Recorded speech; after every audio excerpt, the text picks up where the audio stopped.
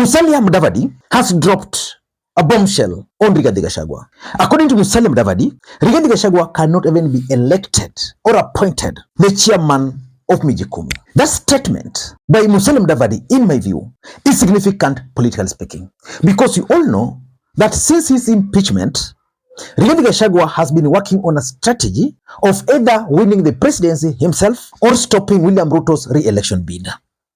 In this video, I want us to look at the implication of the statement by Musalia Mudavadi. But first of all, let us listen in to Musalia Mudavadi. Sheria inasema hivi: kama wewe umekuwa impeached, hauwezi kushika kazi ya umma. You cannot have public office. Tunaelewana? Hata Nyumba Kumi hautapata. Kwa hivyo mnajua yule alikuwa governor kule Nairobi alipokuwa impeached hakusonga tena. Si namna hiyo? Mnajua yule alipokuwa Kiambu alipokuwa impeached hakusonga tena. Si namna hiyo? Kwa hivyo mimi nataka kama watu wa eneo hii mchukue sheria, muitafakari, muangalie vizuri, kwa sababu hatutaki kupotoshwa na mtu ambaye anatembea na wala hataweza kuwa na nafasi ya kuwa na public office. Let us not waste our time. Let us move forward. Kwa hivyo, if somebody was mourning, he has finished the mourning. The mourning period is over. Kenya must move on. Kenya is not there to listen to you mourning every other day. We must move on and we must develop the country. And that is where President William Ruto is taking us. And because in politics nothing happens out of mere coincidence, and that everything in politics is normally well planned, well scripted, and executed to achieve a specific political objective. In this video, I want us to look at the objectives which Musalia Mudavadi wanted to achieve by making that kind of a statement. But before we do that, for those who are watching this channel for the first time, please take a second or two, click that subscribe button, so that next time we produce a video like this, YouTube will automatically notify you.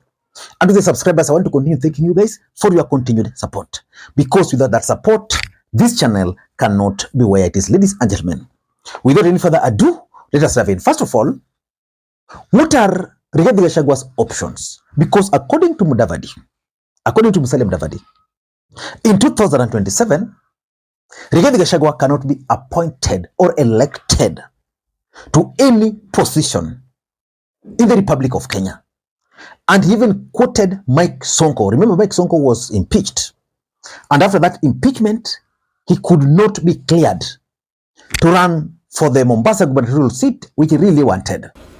Hata Nyumba Kumi hautapata. Kwa hivyo mnajua yule alikuwa governor kule Nairobi alipokuwa impeached hakusonga tena. Si namna hiyo? Mnajua yule alipokuwa Kiambu alipokuwa impeached hakusonga tena. Si namna hiyo? Kwa hivyo mimi nataka kama watu wa eneo hii mchukue sheria, muitafakari, muangalie vizuri, kwa sababu hatutaki kupotoshwa na mtu ambaye anatembea na wala hataweza kuwa na nafasi ya kuwa na public office. The same can now be applied to Rigathi Gachagua. Of course, I know Rigathi Gachagua is going to launch serious court battle to fight off that impeachment process. But the truth is, William Ruto had an objective. But what are Rigathi Gachagua's options? First of all, before we get into Rigathi Gachagua's options, why do you think Musalia Mudavadi made those statements in the first place? Because you all know that Musalia Mudavadi is the gentleman of Kenyan politics. He is always guarded in his speech. But that speech, if you are to ask me, was a bit reckless, because it revealed Kenya Kwanza's plan why they impeached Rigathi Gachagua. So for me, Musalia Mudavadi made that statement because, number one, there is the 2027 politics. William Ruto is already campaigning, and Mount Kenya has drifted away from William Ruto. So I think Musalia Mudavadi's statement was meant for the Western Kenya audience, because William Ruto is currently very keen on winning the support of the Western. So that's number one. Number two, I'm also looking at William Ruto's succession politics. That is exactly what Musalia Mudavadi is trying to do. Because in the absence of Rigathi, who else can challenge Musalia Mudavadi in UDA party? I don't think Professor Kithure Kindiki can. And of course, there is also the impact of Rigathi Gachagua's impeachment on Kenya Kwanza. Since his impeachment, Kenya Kwanza has never known peace. And this is the fact. Kenya Kwanza has never known peace, especially in the mountain. And because of that, probably this pressure on Kenya Kwanza leaders like Musalia Mudavadi to try and deal with Rigathi Gachagua. And of course, there's also this strategy, and I want to believe so, to try and divert the attention of the country from focusing on Ruto Mudavadi fallout. On Ruto Rigathi Gachagua's fallout. And therefore, the intention is to shift it from Ruto Rigathi Gachagua to Musalia Mudavadi or Rigathi Gachagua Musalia Mudavadi, so that William Ruto would be somewhere there. And lastly, maybe this an attempt to gauge how the mountain can react, or how the mountain is actually reacting to the impeachment of Rigathi Gachagua, and of course the idea of Western Alliance. Because remember, just the other day, Dan Wanyama, who is a member of parliament, Webuye West, was very clear to William Ruto that they needed to lock out the mountain. We are not going to accept for one tribe to think that they have a birthright to be at State House. Wanapoingia State House, tunawapatia amani, hata kama hawawezi, sisi tunawapatia amani, wanamaliza muhula wao. Lakini kabila ingine ikiingia pale, kazi yao ni kuchokora. Hata kama mambo yanaenda sawa, kwa sababu wao ndio waliharibu, wanaleta uchochezi. Nataka kuambia hivi kupitia kwa Biblia 19, mambo ambayo hata vitina inachukiza Mungu. Na ukiwa mtu wa vitina, ujue wewe na Mungu hamuandani njia moja. Kwa hivyo nataka kusema hivi. Rais mstaafu alifanya yake, tukampatia nafasi yake, akamaliza. It cannot be business as usual.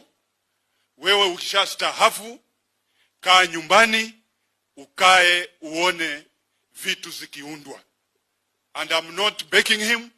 I'm saying that is the position. Nataka wa Kenya wote mahali mulipo, mjue kwamba hii Kenya ni ya sisi wote. Na tutakubali ati baada sasa ya William, ati sasa tena hiyo mlima imeteleza na itateleza milele.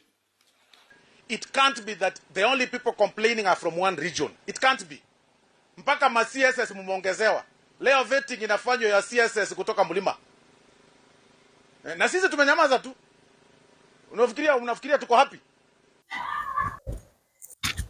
So for me, if you were to ask me, I think they were trying to gauge the reaction from the mountain. But what are some of Rigathi Gachagua's options? Because if he will not be running for the presidency, what are some of his options? Again, before you do that, allow me to also take this opportunity once again to introduce you guys to Bricks Solutions. Bricks Solutions is your trusted partner in CCTV installation, website design, and software solutions. Currently, Bricks Solutions has one of the best point of sales softwares in the market, which is designed for supermarkets, hospitals, hotels, pharmacies, petrol stations, saloons, name it. You can always reach them. All the numbers you are seeing on your screen there for live demonstrations or for further information. I can always recommend them for softwares and CCTV because so many of you guys have tried and the feedback is always very good. Ladies and gentlemen, let us dive in. What do you think are some of the options available to Rigathi Gachagua in case he's locked out from the presidency? Because clearly the intention of Kenya Kwanza was very simple from the onset: lock Rigathi Gachagua out of the presidency. Number one, in my view, he can actually rally his supporters around another candidate. And for me, the candidates are narrowed. He can decide to rally around Kalonzo Musyoka or Fred Okengo Matiang'i. And for him to defeat Ruto, he must also be very strategic. Out of the two candidates, he must figure out which one has the highest chance of winning the presidency. If it's Kalonzo, let him go with that. If Matiang'i, let him go with that. But for me, I strongly believe that Matiang'i is the best bet. In fact, today I was talking to someone and he told me, like Lee, he has received some very credible intelligence that Ruto really wanted Matiang'i and Peter Munya to join his cabinet. The two refused. So I can easily conclude that maybe Matiang'i is also planning to pair up with Peter Munya for 2027. But the truth is, for Rigathi to stop Ruto, he must support someone who can win the support of the mountain, who can win the support of the country, because there's no need of him supporting someone who cannot win. If that will happen, still he is going to be punished. Number two, Rigathi can also decide to focus on developing his own political party in the mountain. Why is that important? The truth is, if he's locked out today, it means in 2032, he will not be on the ballot. But after that, he can be on the ballot. But he can still be very powerful because the law does not stop him from becoming a party leader. He can decide to be the party leader of that new political party in the mountain, then use that party to win political seats, MPs, governors, senators, MCS from the mountain. That will place him at a better position to negotiate with the winning team. So that if the person is going to support will win, sawa. Even if he's defeated, then we'll have that party with the elected leaders on his side.